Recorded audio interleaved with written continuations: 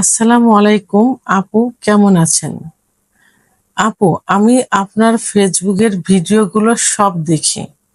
আমি আপনার কাছে একটা কমেন্ট পাঠাইছিলাম, এসএমএস পাঠাইছিলাম। আমি জানতে চাইছিলাম, প্রথম উত্তর পাইনি।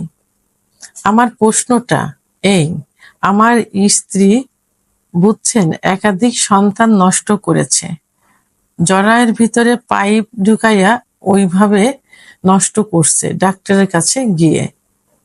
এখন আমি আপনার কাছে জানতে চাই, এইভাবে এক হাত দিয়ে বাচ্চা নষ্ট করার কারণে আমার স্ত্রীর জরায়ুতে কোনো ক্ষতি হতে পারে কিনা।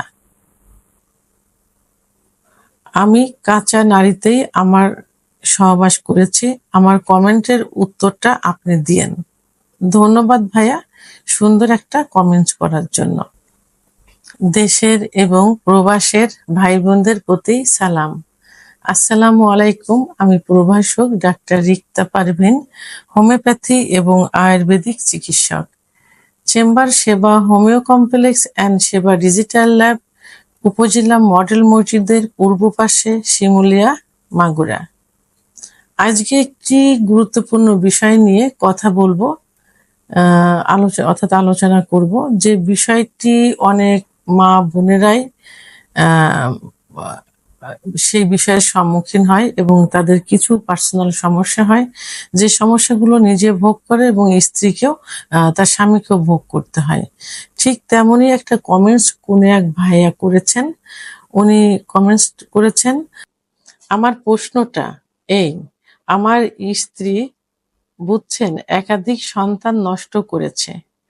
জরায়ের ভিতরে পাইপ ঢুকাইয়া ওইভাবে নষ্ট করছে ডাক্তারের কাছে গিয়ে। এখন আমি আপনার কাছে জানতে চাই, এইভাবে এক হাত দিয়ে বাচ্চা নষ্ট করার কারণে আমার স্ত্রীর জরায়ুতে কোনো ক্ষতি হতে পারে কিনা। কমেন্টসটা এমন যে আপনার স্ত্রী একাধিকবার বাচ্চা নষ্ট করেছে এবং আপনার ধারণা যে হাত দিয়ে করেছে। তো এইটা নষ্ট করার কারণে আপনার স্ত্রীর জরায়ুতে কোনো সমস্যা হবে কিনা, বাট আপনি বাচ্চা অ্যাবর্শন করার পরপরই তার সঙ্গে সহবাসে লিপ্ত হয়েছেন। তো প্রথমেই আসলে ভাইয়া আমি বলবো যে আসলে বাচ্চা নষ্ট করার জন্য ওইভাবে হাত দিয়ে বাচ্চা টেনে বের করে না। বাচ্চা নষ্ট করার একটা সেট থাকে, সেই সেটের সঙ্গে কিছু পার্টস থাকে, কিছু জিনিস থাকে যেগুলো দিয়ে বাচ্চা অ্যাবর্শন করে।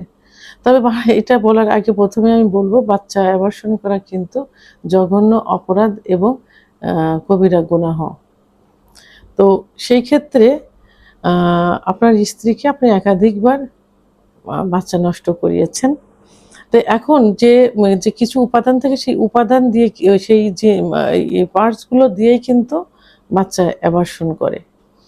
তো এখন এই যে একাধিকবার বাচ্চা নষ্ট করার কারণে এখানে একটা অংশ থাকে, একটা পার্টস থাকে, যে সেটা হলো বলছিলাম, যেটা আটারির মতো। বলছিলামটা দিয়ে জরায়ুর ভিতরে দিয়ে জরায়ুর মুখে, কারণ বাচ্চা যখন পেটে আসে তখন কিন্তু জরায়ুর মুখটা বন্ধ হয়ে যায়, বন্ধ হয়ে মাসিক কিন্তু বন্ধ থাকে।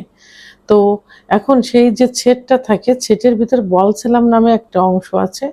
সেই বলছিলাম দিয়ে জরায়ুটা টেনে, ভিতরে জরায়ুটা টেনে সামনে আনা হয়। সামনে এনে এখানে একটা ক্যানোলা থাকে, আর যেটা আপনি পাইপ বলছেন, ক্যানোলা থাকে। এই ক্যানোলা একটা সিরিঞ্জের মতো থাকে, সিরিঞ্জের ভিতরে ঢুকিয়ে ভিতরে আস্তে আস্তে দিয়ে জরায়ুর মুখ খুলে দেওয়া হয়। খুলে দিয়ে সেটা আস্তে আস্তে টানতে থাকলে ওই ফরসেপের সিরিঞ্জের ভিতরে ব্লাড আসতে থাকে জরায়ুর ভিতর থেকে।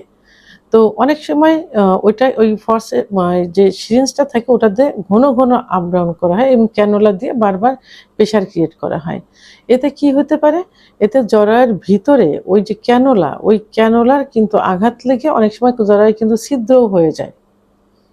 আবার ওখানে আঘাত লাগে, এতে ক্ষত হয়। ক্ষত হওয়ার কারণে এবং পরবর্তীতে দেখা যায় যে বড় ধরনের একটা সমস্যা হয়, সেখানে টিউমার মতো হয়, যেটাকে মাছ বলে, জরায়ুর ভিতরে থাকে, একাধিক মাছ হতে পারে, টিউমার মতো হতে পারে।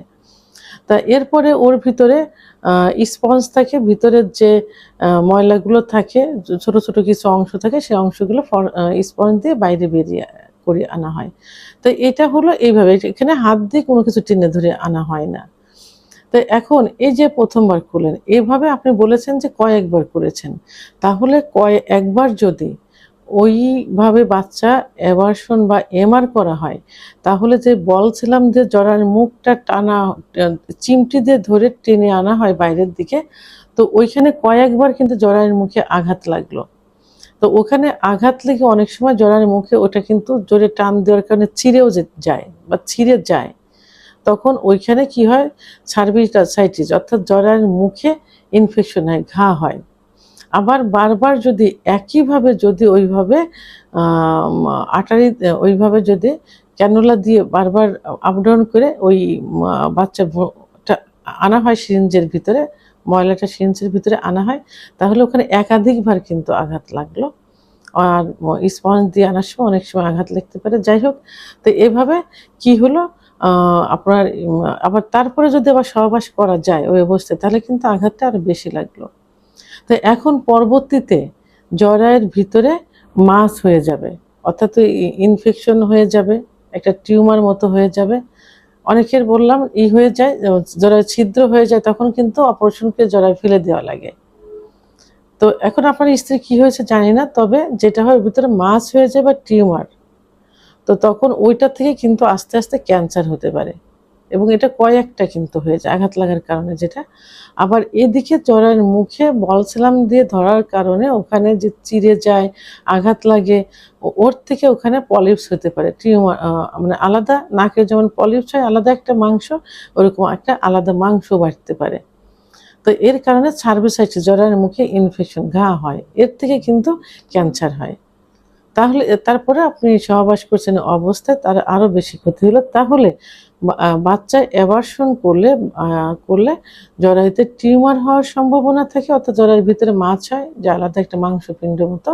আবার জরায়ুর মুখে পলিপস হয়, ইনফেকশন হয়। তো উভয় ক্ষেত্রে কিন্তু ক্যান্সার হওয়ার সম্ভাবনা থেকে যায়। তো এই জন্য আপনার স্ত্রীর যে এটা হবে না এর কোনো নিশ্চয়তা নেই। আপনি আপনার স্ত্রীকে পরীক্ষা নিরীক্ষা করতে পারেন, এবং পরবর্তীতে যাতে এই সমস্যাটা না হয়, বারবার যেন বাচ্চা নষ্ট করে আপনি গুনার দিকে না যান, এবং এখনই তওবা করতে হবে। আর আপনার স্ত্রীর যে সমস্যা হতে পারে, এটা আপনি একটা ডাক্তার দেখান, গাইনি ডাক্তার দেখাতে হবে। উনি কিছু পরীক্ষা নিরীক্ষা দিবেন, পরীক্ষা আল্ট্রাসাউন্ড এবং জরায়ের মুখে পরীক্ষা করবেন, ভায়া টেস্ট এগুলো করবেন, এবং জরায়ের মুখে সার্ভিসাইটিস আছে কিনা পরীক্ষাগুলো করলে কনফার্ম হওয়া যাবে যে তার কিছু হয়েছে কিনা, পরবর্তীতে কিছু হবে কিনা। ভিডিওটি সম্পর্কে যদি কোনো মতামত থেকে থাকে অবশ্যই কমেন্টসের মাধ্যমে জানাবেন। আর ভিডিওটি ভালো লাগলে লাইক, কমেন্ট, সাবস্ক্রাইব করে আমার সঙ্গে থাকুন। আল্লাহ হাফেজ।